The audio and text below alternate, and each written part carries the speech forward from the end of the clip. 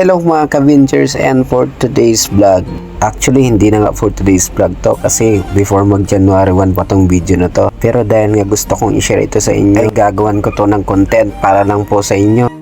Bale ngayon ko din palang araw to ma-upload kasi nga naging busy ako sa trabaho at syempre napakahaba din ng video na to kaya hindi tuloy-tuloy yung aking pag-edit sa video to, kaya naman pagpasensya nyo na po kung hindi po ako nakakapag-upload ng aking mga video sa aking profile. So back to vlog naman tayo. Bale subangay nga pala ako ng jeep papuntang Baclaran para down tayo ay magsimba. Wala nga pala akong kasama dyan kasi single pa ang kuya nyo.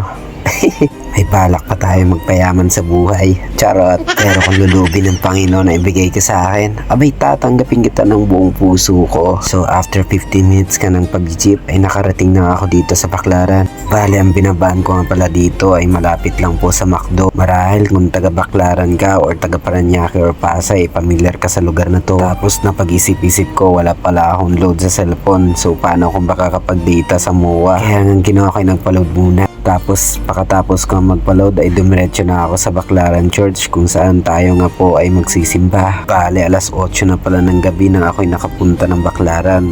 Kung kaya't ganito po ang itsura ng Baclaran. Medyo kunti pa nga ang tao dyan, pero kung makakaabot tayo sa kalagitnaan ng Baclaran ay makikita natin ang napakaraming tao at sasakyan. Bale ilang minuto paglalakad ay nasa kalagitnaan na nga tayong Baclaran at ayan nakikita nyo natin ang napakaraming tao at sasakyan. Bale busy nga iba dyan at papunta na rin sa kanilang paroroonan. Tapos ang ginawa ko naman ay nag-shortcut na nga ako para hindi na nga ako makapagsiksikan. Bale ganito pala yung itsura paggabi na dito sa Baclaran. Napakakulay at syempre napakaraming magagandang tanawin din pala dito. Bale ito din pala yung kauna-unahan kong gala dito sa Pasay kasi nga nung nakarang taon ay hindi tayo nakapagala kasi bago-bago pa tayo dito sa Maynila. Pero dahil tumagal na nga tayo dito sa Maynila ay alam na rin natin kung ano ang ating mga sakayan papunta dito at pabalik sa ating pinag-uupahan. Bale nasa likod nga pala ako ng Baclaran Church at ayan papasok na tayo. Bale maraming beses na rin pala ako nakakapunta dito kasi nga halos malapit lang to sa aking upahan. Halos isang sakay nga lang papunta dito ay mararating ko na to agad. Pagpasok ko nga dito ay bumungad sa akin.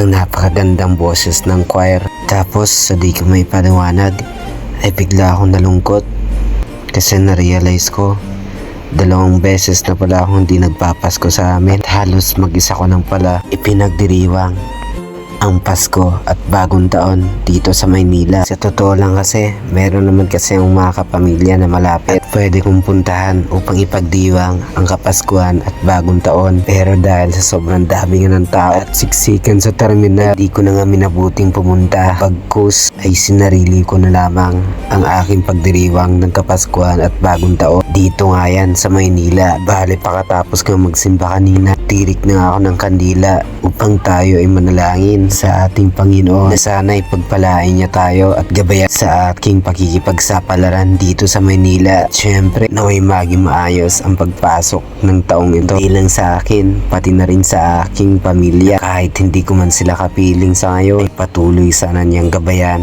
at pagpalain pa. Ay pagkatapos ko nga dyan mag-picture-picture sa Baclaran Church, sinimulan ko na nga ang pagtungo sa Mall of Asia. Bale sa mga hindi pa po nakakakita ng Baclaran Church kung ano yung tsura ng Pasko. Ganito po kaganda at kaaliwalas ang Baclaran Church. Tapos kung magsimba ay dumaan na nga dito ako sa overpass para nga tayo ay makatawid at makapunta sa sakayan ng shuttle bus patungong Mall of Asia. Pero alam niyo ba mga ka-Ventures, sa mga lugar na kinakatakutan dito ay ang lugar na to. Ayun nga, madalas may nanakawan dito. Kaya nga dapat kung dadaan ka dito ay dobleng ingat. Lalo't mag-isa lang tayong gumagala dito ngayon sa Maynila. So back to content naman tayo mga ka-Ventures. Bale ilang minutong paglalakad nga ay natunto na natin sakayan ng shuttle at sumakay na nga tayo papuntang Mall of Asia. Bale itong sakayan nga to ay hindi na rin bago sa akin kasi nga ito rin yung sinasakyan ko papuntang PITX Terminal kasi nga dati ako'y nangungupahan pa sa Cavite pero ngayon ako'y nangungupahan na dito nga sa Pasay City kung saan nga ako'y lumapit sa aking pinagtatrabahuan. Tapos ilang minutong pagsakay ay matutunto na natin ang Mall of Asia kung saan tayo ay magbabago bagong taon. Marahil sa mga nakarating na ng MOA ay hindi na bago ang lugar na to. Pero sa akin, lahat ito ay bago. Kasi nga, gabi na ako pumunta dito. At ako'y talagang manghang-mangha sa lugar na ito. Tapos, di ko na nga maiwasang videoan kung ano nga ang Mall of Asia. Ganito pala ang Mall of Asia kapag gabi. Napakaaliwalas at napakakulay. Tapos nga yan ay sumakay na nga tayo ng escalator para nga makatawid. Kasi nga, hindi bukas yung tawiran papuntang mall. Dadaanan nga natin pala yung tube di kung saan yun yung ating dadaanan papuntang Mang Inasal, kung saan tayo ay magmumukbang. Marahil sa mga nakapunta ng Mall of Asia ay hindi na bago ang lugar na to. Pero sa akin, ako'y talagang manghang-mangha kasi nga first time ko dito makapunta ng gabi. At syempre, magbabagong taon. Tapos, bigla ako nakaramdam ng lungkot kasi nga na-realize ko, mag-isa lang pala ako. Aray ko. Lahat kasi ng mga nakikita ko ay mayroong mga kasama, dalang pamilya, jowa o kanilang mga kaibigan sa paggagala. Samantalang ako, eto, mag-isang lumalaban ng pata sa buhay. Pero anyways, alam kong darating ka sa takdang panahon at kapag dumating ka, hindi na kita papakawalan. Ay, aray ko. Dahil pagkapasok ko nga dito sa Mang Inasal ay bumungad na sa akin napakaraming tao. Aray ko. Pero dahil palaban nga tayo sa buhay, hindi tayo nagpatalo at agad-agad nga tayo nag-order. Ayan, pero napansin ko lang, napakarami talang tao ngayon dito sa Mang Inasal. Tapos bigla ako nagsisi kasi nga ba't dito pa ako kumain imbis na sa Baclaran kasi nga may Mang Inasal din doon. Pero dahil gusto kong ma-experience kung paano kumain ng Mang Inasal dito sa Mall of Asia, ay akin nga itong nilaban. Mabilis nga nakapag-order at pumila sa labas. Paglabas ko nga ay bumungad na dito sa akin ang napakaraming tao. At syempre, bilang isang customer, kailangan nating pumila ng maayos para nga ay makapag-order at makakain dito sa Mang Inasal. Dahil nga hindi lang tayo ang umorder, bagkus mas marami sila, pamilya pa, at tayo, ano lang tayo, single. Aray ko.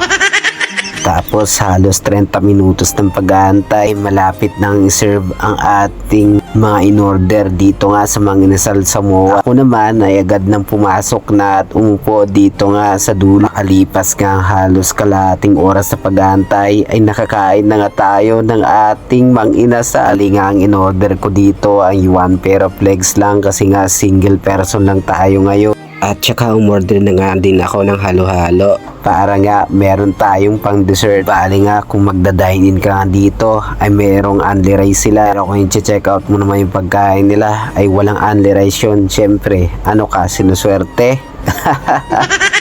Bali halos isang oras din pala ang kumain dito nga sa loob ng Mang Inasal sa MOA. Tapos inang saglit nga lang yan ay naubos ko na yung aking lahat na in-order dito nga sa Mang Inasal. At sumunod ko nang ininom ang aking drinks na Coke kung saan nga kasama nga yan dito nga sa ating mga in-order. Bali pala mga ka-ventures, yung mga tao nakikita nyo yan na pala yung huling kumakain dyan at magsasarado na sila. Buti na lang talaga ay mabot tayo sa cut-off dito nga sa Mang Inasal ng MOA. Marami pa sana ang gustong kumain pero hindi na sila tinanggap dito. Kaya nga pasalamat pa rin tayo sa Panginoon kasi nga tayo ay nakakain pa. Busog nating sasalubungin ang bagong taon dito sa Mall of Asia. Bale pagkatapos kong kumain ay agad ko naman pinuntahan ang mga atraksyon dito nga sa Mall of Asia. Bale nga pagbungad mo ng Mall of Asia ay makikita mo dito ang water fountain na to. Marahil sa mga nakakapunta na ng Mall of Asia hindi na bago ang lugar na to. Pero talagang ako'y manghang-mangha kasi nga napakaganda talaga at napakakulay ng gabing ito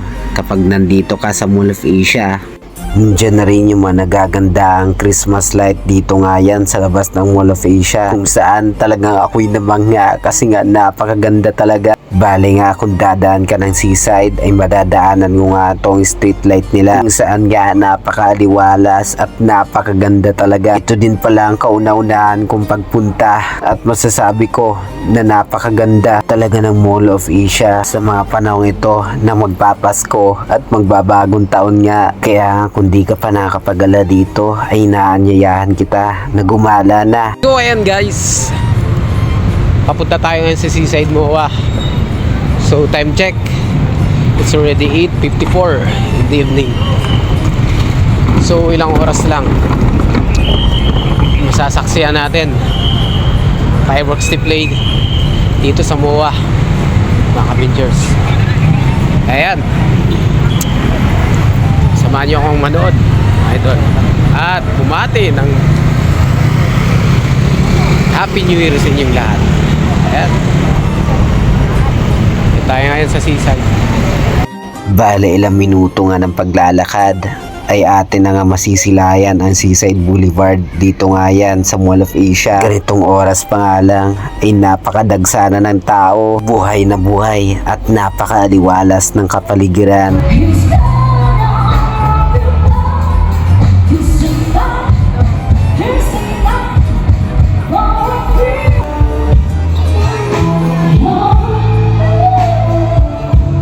Pagdating ko nga dito ay nabutan ko ang mga bandang yan kung saan marami nagkakasiyahan. Samantala ako mag-isang magdiriwang ng aking bagong taon. Dito nga lang yan sa Seaside MOA. Tapos sa di nasaang pagkakataon ay aking makukuhanan ang aking nakatadhana. Joke lang po. Shout out kay ating maganda. Sana tayo na lang. Joke! Harap ka naman kuya. Pero siya na lang sana, no? Para nga the best ng aking bagong taon ngayon 2026. So ayun na nga mga ka-Ventures. So ayun na nga, back to content naman tayo dito sa Seaside MOA. Pansin nyo rin yung mga nakapilang yan. Yan po yung mga nagsisiyan ng mga lalaki. Tapos ang daming mga nagpipiknikan dito. Marahil siguro ito pa yung mga malalayong lugar saan mas piniling ang magstay muna dito nga sa Seaside MOA para nga makasalayan ang bagong taon at ang mga fireworks display nila. Tapos nga ako din nga ay isa sa mga nakapila sa mga libu-libong taon niya para din nga masilayan ang mga fireworks display para nga sa bagong taon. Kung mapapansin nyo din nga pala ay meron nga screen dyan. Bale nandyan din pala yung mga Kapuso Star na nanguna at nakisaya dito nga sa 2026 countdown. Bale napakaraming artista na nakisali at dumalo dyan. Pero dahil nga sa sobrang dami ng tao ay hindi na natin sila nasilayan ng malapitan. Sa sobrang dami nga ng tao ay minabuti ko na dito nga tumanaw sa likuran. Nagmamasdan ang kanilang sayawan at kantaan na talaga namang napakaganda at napakabuhay. Halos 3 oras din pala nang ako'y mag-antay dito nga sa fireworks display nila. At ayun na, masisilayan din natin sa wakas ang putukan dito nga sa Seaside MOA. Hindi ikaw ang puputukan ha, kundi itong fireworks display ha. Bale sa mga oras na nga yan mga ka-Ventures ay maghahating gabi na nga. Kaya nga nakapwesto na nga ang lahat para nga masaksiyan ang pa-fireworks display dito nga sa Seaside MOA. At ilang saglit pa ay nagsimula na nga ang pagpa-fireworks display nila sa Seaside MOA.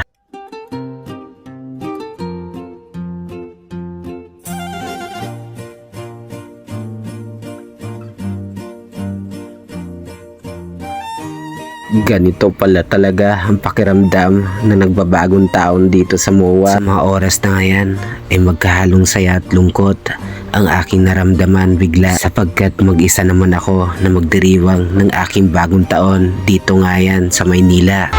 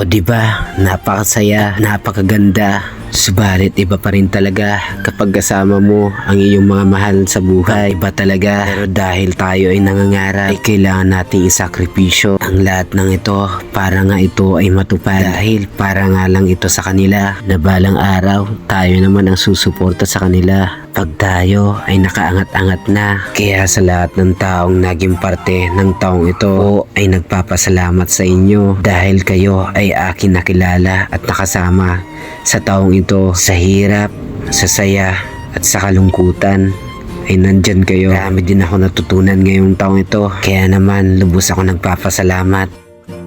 Wow!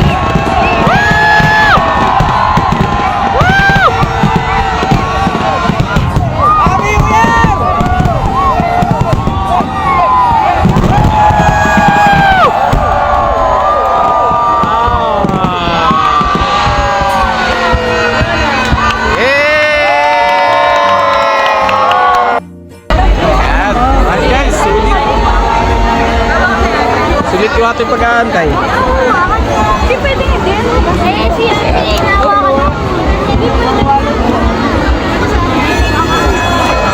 Guys, pauwi na tayo. Gawa ko rin yung countdown yung taon to. So, let's go! Good luck 2026. Bye!